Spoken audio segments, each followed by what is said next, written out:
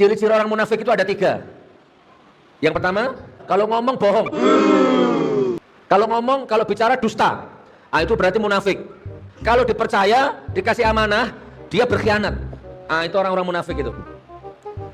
Mudah-mudahan di sini nggak ada ya. Nah, orang munafik ini, perhatikan. Misalkan ini depan, ini tengah, ini belakang. Orang munafik ini mau diletakkan di mana? Pasti hancur. Diletakkan di depan, maka dia akan menyengsarakan orang yang di tengah atau di belakangnya. Sengsara semua orang di belakangnya itu.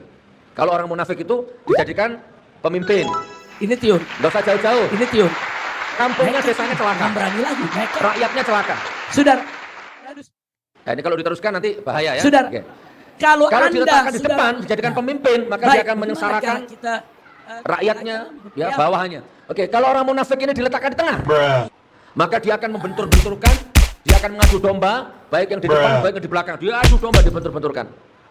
Kalau orang munafik ini diletakkan di belakang, dia akan merongrong, menghancurkan kewibawaan orang yang di atas. Orang munafik ini dimanapun berada rusak, Pak.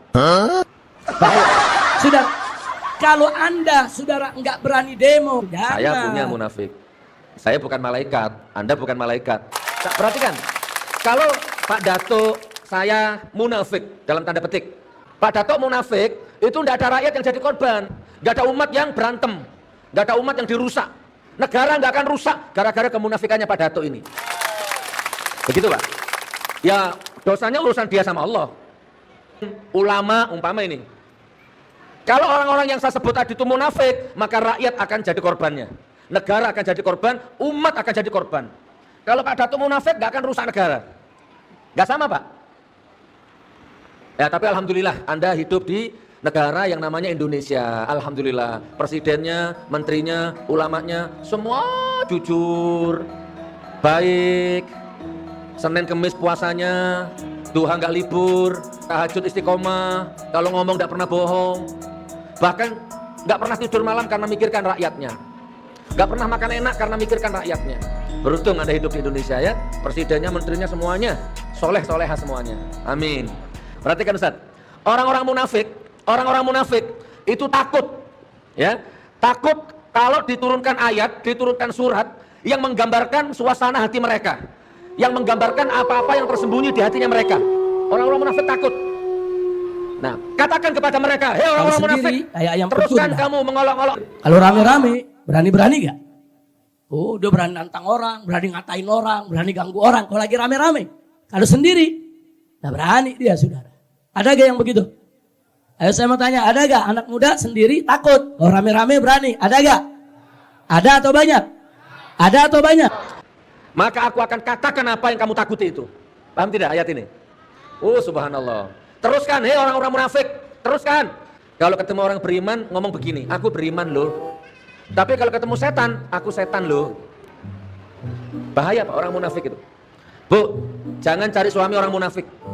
Jangan cari menantu orang munafik. Jadi sekali lagi yuk kita tanamkan sifat berani kita, tapi pada tempatnya saudara. Dilanjut Pak. Kira-kira jika kamu tanyakan kepada mereka tentang apa yang mereka lakukan itu, tentu mereka akan menjawab, sesungguhnya kami hanya bersenda gurau. Katakan, apakah dengan Allah, dengan ayat-ayatnya, kamu bersenda gurau? Ada nggak sekarang orang seperti itu? Nabi Muhammad dibuat main-main gitu. Pengalaman itu bisa membangkitkan keberanian. Ada ya? Pengalaman. Sudah kita dalam hal apapun mati, katanya. Astagfirullahaladzim. Makanya Bapak Ibu agak saya percepat. Indonesia ini sekarang, pertama ini orang munafik subur. Kedua, orang-orang asobiyah. Apa asobiyah itu? Taklid buta kepada kiai. Taklid buta kepada ormas. Nekat itu, bukan berani lagi, nekat. Nah, tapi begitu kiainya dikritik, baru marah dia. Siap mati demi kiai. Nah, coba. Padahal kiainya salah. Yang namanya salah harus dihukum. Nabi Muhammad bersabda, seandainya anakku sendiri yang mencuri, aku sendiri yang memotong tangannya. Nekat itu, bukan berani lagi, nekat. Loh, kalau kamu siap mati demi kiaimu, umat Islam dan saya siap mati demi Rasulku. Kan gitu saudaraku. Kalau ormasnya dihina, jarang gak ada apa-apanya saudara. Jadi ormasnya lebih mulia daripada agamanya. Gak ada apa-apanya. Awas, jangan menghina ormasku, kualat kamu nanti. Apa kualat itu? Bahasa sini apa kualat itu? Apa? Celaka. Awas kalau kamu menghina ormasku. Awas kalau kamu macam-macam sama kiai-kiaiku, celaka kamu nanti. Lebih enak, saudara. Ormas kiai dalam tanda petik oknum tidak akan bisa mencelakai orang, tidak akan bisa ngualati orang. Yang pertama orang munafik, yang kedua orang asobiah. Banyak sekarang ini penjilat. Saudara.